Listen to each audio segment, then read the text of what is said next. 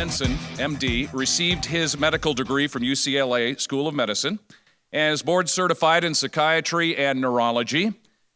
His general background, medical background, includes serving as a family physician, of course, and health center medical director and clinical psychiatrist.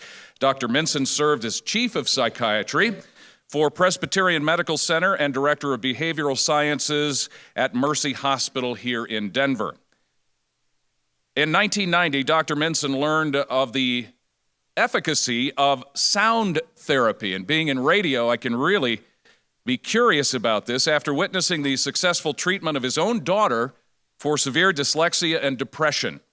Dr. Minson subsequently studied a number of sound therapy techniques before developing his own dynamic listening system, or otherwise known as DLS, which he integrated into his psychiatric practice. With the advent of digital technologies now we're all familiar with, the ILS was launched in 2007 and provides a more affordable and effective therapy. Sound combined with visual and vestibular movement, which could be used in homes and schools as well as clinics. And Dr. Minson currently practices psychiatry here in Denver, serves as the clinical advisor and the advanced certification trainer for ILS, and presents domestically and internationally on the therapeutic application of sound. Today, Dr. Minson will be sharing with you about autism. Dr. Minson, good morning. Thank you.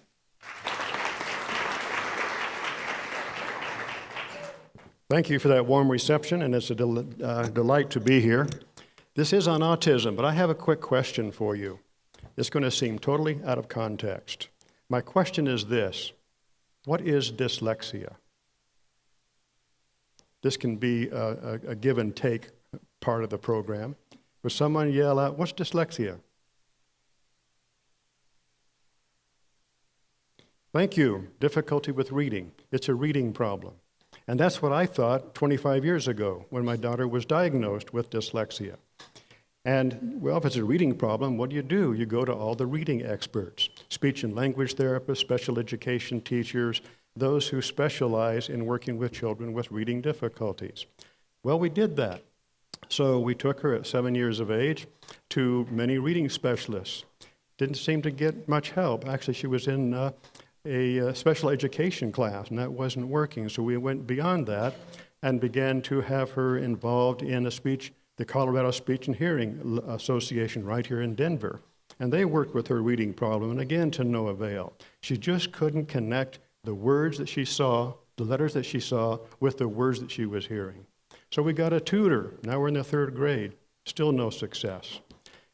My daughter, Erica, continued to have failure after failure, not through any fault of her own. She put herself enthusiastically into these therapies, and they weren't working. Well, why wouldn't it work if this is a reading problem and you have reading specialists? You would think it would work. She continued to spiral downhill, and certainly, without a doubt, dyslexia is one of those hidden disabilities. You can't see it. You can't see that she can't process the sounds and the words that she is exposed to. So she diagnosed herself as being dumb and stupid. Gradually, she became more and more depressed. And in fact, interesting that we just had a talk on suicide, she became suicidally depressed in her late teens. This was frightening to me, a physician, a caring father with all my tools. My daughter was going down the tubes and nothing was working. As fate would have it, I heard about a program out of Europe using sound therapy, and this Dr. Tomatis was having success with children with learning disabilities. Well, the doctor thought this sounds pretty weird, way far out. But the father said, we've got to do something, we're losing our daughter. She did the program. It turned out it totally changed her life. She was able to read. She was able to finish high school by a correspondence course. She got a job. She moved out of the house.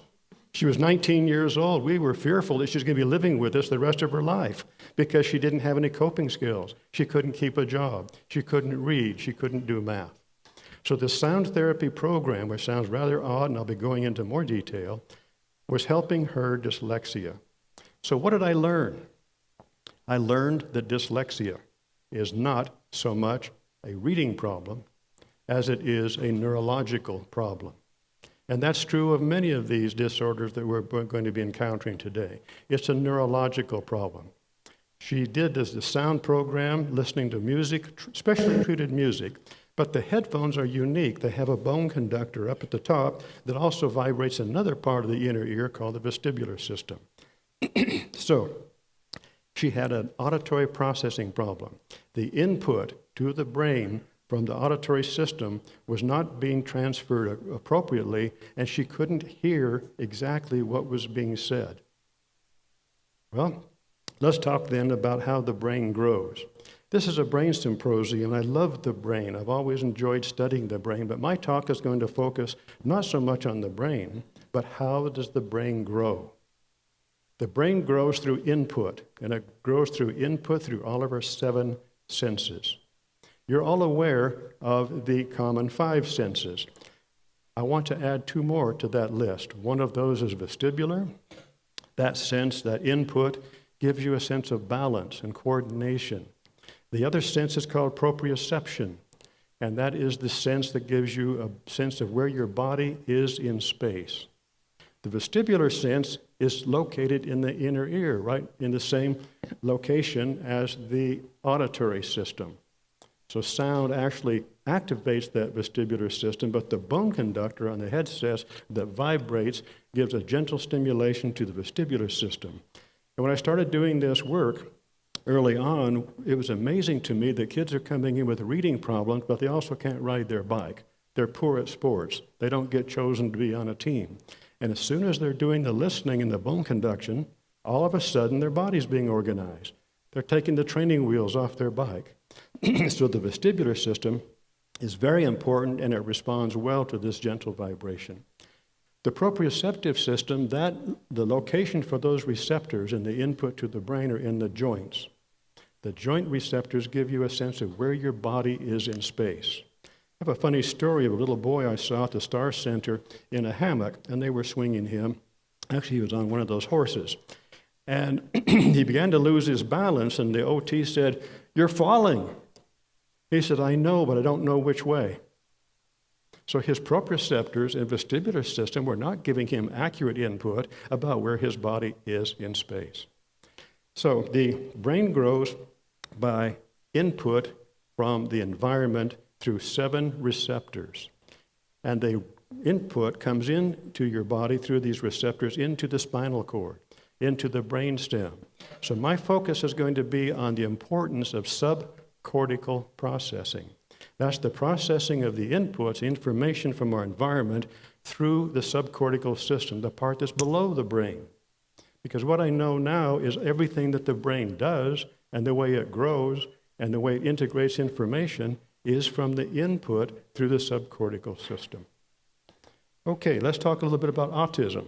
Just to have a brief handshaking understanding of autism, there are 3 core symptoms that people talk about in the Diagnostic and Statistical Manual. It says you have to have at least these 3: communication and language delays, some repetitive behaviors, and emotional dysregulation. Probably the emotional dysregulation and communication language delays are the most frightening to parents. They cannot communicate. They also can't understand nonverbal behavior. They get stuck in repetitive behaviors. Just briefly, the emotional dysregulation, when children are they're changed out of one routine into another, they often have meltdowns.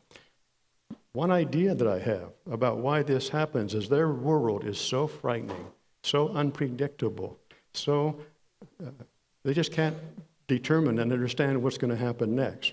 They become rigid about what they're doing because they want to have some kind of control over their environment. There are many, many, many, many other symptoms. In reality, if you know one autistic child, then you know one autistic child. There are never 2 that are alike. The symptoms vary all over the place. But poor eye contact, lack of social engagement and motor skills, and the sensory sensitivities are also quite ubiquitous in this population. Motor skills are extremely important. And part of the ILS treatment is to include motor activities with the sound and vibration therapy. There are many articles in the literature that make an association between poor body coordination, development, and motor control and autism. I think we're going to go to a parent who has a young child, Maggie. This woman is a pediatrician and the mother of this young girl, and she's going to give us just a really brief 1.5-minute vignette of her daughter's experiences.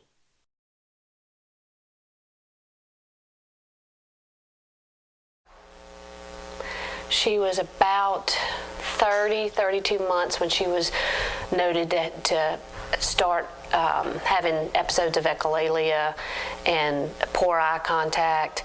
I was right after I'd had a set of twins that they were about 15, 18 months old. A lot of stuff going on in the house, and we noticed that Maggie's social skills and her interactions were abnormal. We took her and had her evaluated. Maggie came to us in May of 2008. We evaluated her. She was diagnosed with autism coming in the door, presented very autistic. On the evaluation, we gave her blocks, lining up blocks excessively. Letter tiles, she would have to put the letters in the exact sequence. If they were taken out of sequence, she would completely lose it. Reciting things in specific orders, and if you tried to deviate from that sequence, she would get very upset.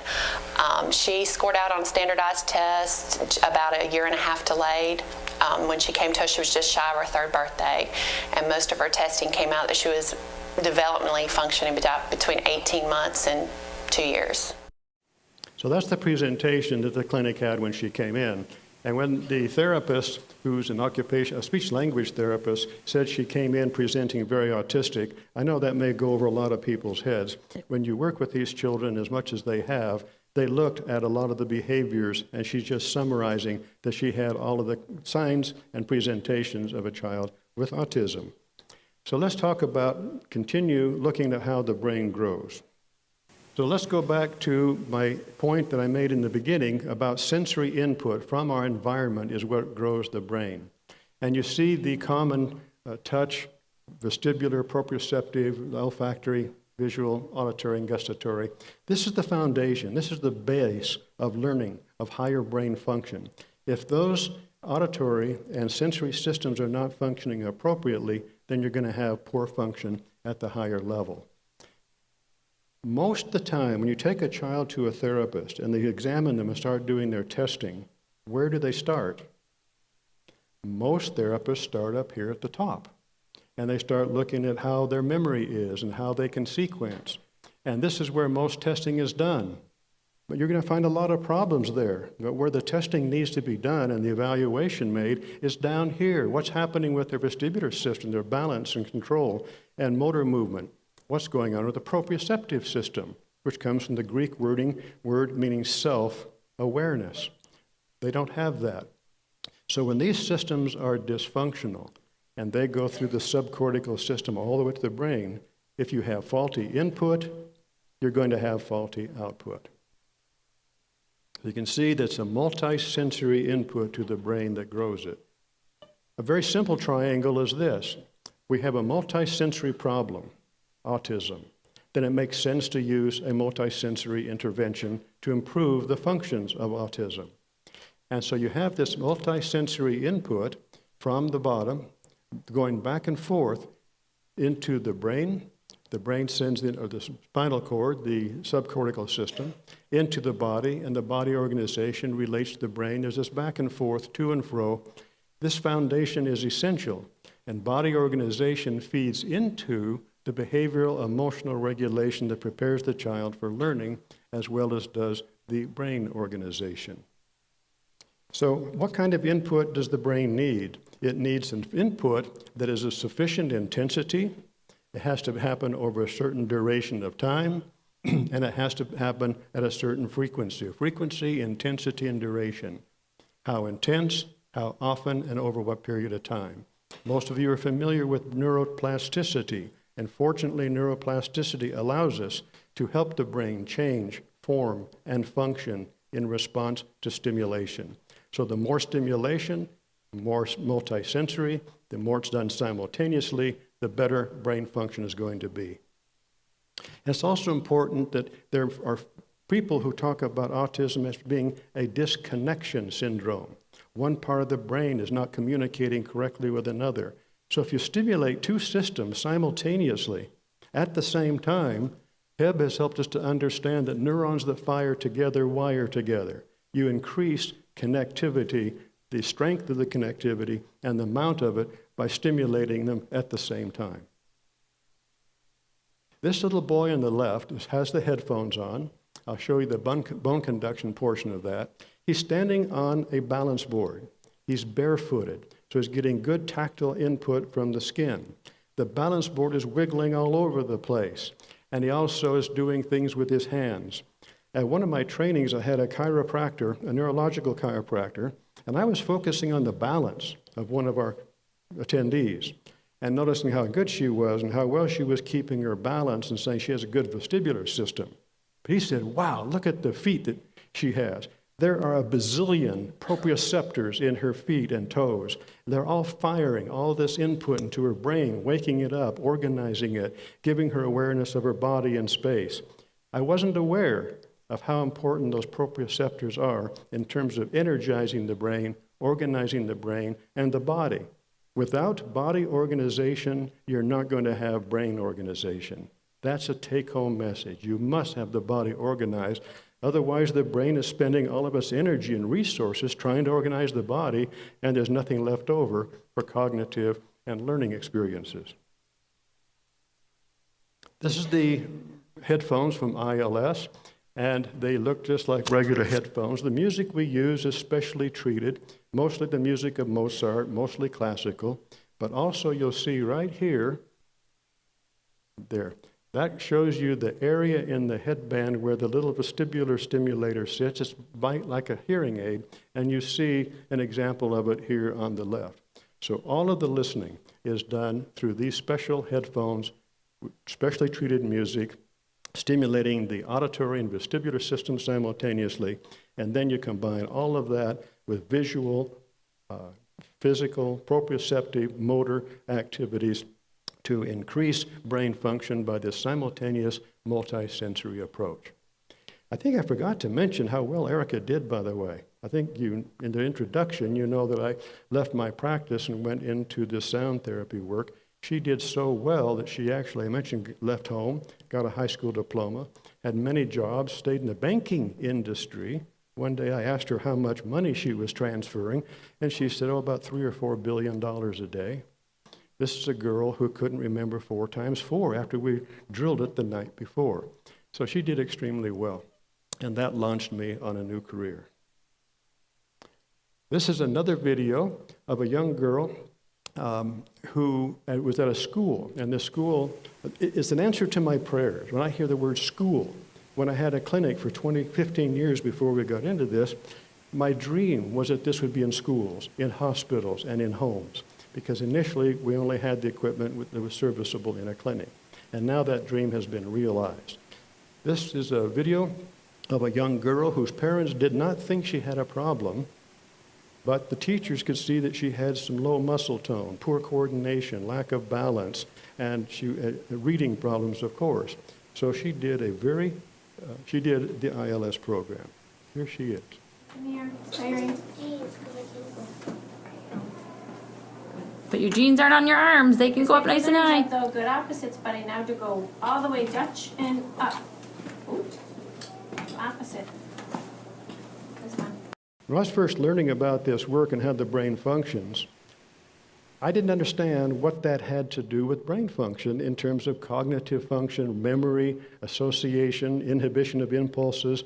But when she can't stand, you can see how awkward she is. She doesn't know where her body is in space. The brain has to take the higher cortical centers and use those to control the body. And these children who have poor motor control, poor balance, poor motor planning, invariably have learning difficulties. So, 8 days later, she had 6 sessions of 1/2 hour of ILS, and that's all she had. She did more therapy afterwards, but here's an example of what she experienced. That tube got slowed down. Lucas, look at me. Hannah, I like your rhythm. Good job. Keep those arms up. 3, 4, 5. That's a huge difference. From where she was 8 days ago, 6 1/2-hour sessions, you can see already the beginning of brain organization that's going to serve her for her higher learning needs. She's going a little bit too fast. They want to slow her down. She did a full program of ILS following this real brief intervention that we see, and she did extremely well. She's mainstreamed, keeping up with all of her class, and mother and daughter could not be happier. So, although the brain is very, very important, the key to understanding, working with many of these invisible disabilities, is the importance of this subcortical processing. It is the foundation of higher learning. Brain development depends upon it. So if there's faulty input, when Erica couldn't hear accurately the sounds that were said, then she would repeat what she heard. The special education teachers say ah. She'd say ah. No, ah. She'd say ah. This kind of thing went on forever, obviously giving her a great deal of frustration, and not the least of which the therapist was equally frustrated. They couldn't find a way because they were approaching it cognitively. They were using the higher centers of the brain, rather than most dyslexias are actually a problem with auditory processing. Auditory processing difficulties are the primary reason for reading difficulties. So to continue this idea of all the senses coming in, proprioceptive in particular and vestibular, in the ILS program they have a lot of other activities and motor activities to further brain development. Thank you. So Kingsway Elementary School is in Florida, and I just love the fact that this is a school. The teachers had been using integrated listening, and they wanted to do a small pilot study on their own. They had 10 children, 10 controls, as well as 10 treatment controls. The ILS group improved. This is a scan test, which is a measure of auditory processing, one of the fundamental dysfunctions with dyslexia and reading disorders. So on that test, there is an improvement of 36 percentile points over baseline. That test measures things in percentiles. And the control group, which did, I think they just did some other activities during that time, they improved only by 6 percentile points. Was this the one that was done? I have to ask my team that had, they were doing ABA and PT and OT. Is this the same group? Okay, the control group was doing ABA only with OTs administering it, and their improvement was 6 percentile points. Another measure of evaluation of how they're doing is this behavior learning readiness evaluation, and the ILS group here improved by 32 percentage points over the control, and the control improved by 2%. I have to go back. The control group got worse. They got worse on this test by 6 percentile points. Here, these are percentage points. ILS group improved by 32 percentage points, and the control by 2.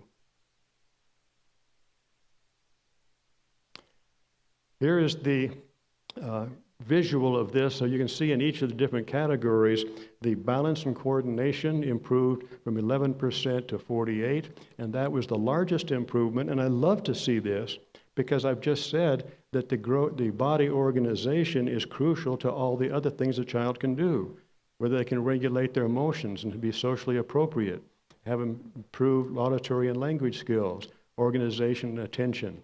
So there are all these improvements in a very short program at this school-run program. And because of these results, they now have this available to every single child in their school with autism and or learning disabilities. There was a survey done by an independent nonprofit organization called the Spiral Organization. And they sent surveys to 100 therapists who have used ILS over the years. Those 100 therapists were pooled their experiences of 1,300 children. So these are the results of a survey of 100 therapists covering 1,300 children, and they use ILS, and the question is basically, how often do you see changes in these areas given the work that you do? These therapists also had at least 10 years or more of clinical experience. So they were very experienced clinicians, not someone new off the block. You can see that for the most part, there were a number of great improvements that they saw. Sometimes they saw this number, but all in all, they were very, very happy with it and saw very positive results. On our website, you can go in and find a more thorough description of these changes and the outcomes. This is just a snapshot of a few of those. One more slide. Now we're going to hear Mom talk about Maggie's experience. I was told that autism is incurable and you cannot cure it. Well, this mother's going to say something slightly different. And I have seen a number of children through our clinic and the clinics of the 7,000 people that ILS has trained across the country and the world. There are a number of children who you can no longer find any symptoms, any findings of autism. Well, if you can't find any symptoms of autism, to me, that's a cure. You know, you have to use the word very gingerly. If we could just see this slide, please. And I think this is the point that gives us hope. Remember, having her to have gone through this therapy, being a single mom has made my life so much easier because Maggie now can interact and play with her children. She can sit down and have a meal with her children, with her siblings, and with me, and not have as many food aversions. I can blow dry her hair. She's acting like a regular kid. She's not sitting over in the corner crying because the TV's too loud or because the vacuum cleaner's on. She sleeps better. I don't have an autistic kid. To me, that was very powerful. And for more information, I hope you'll go here.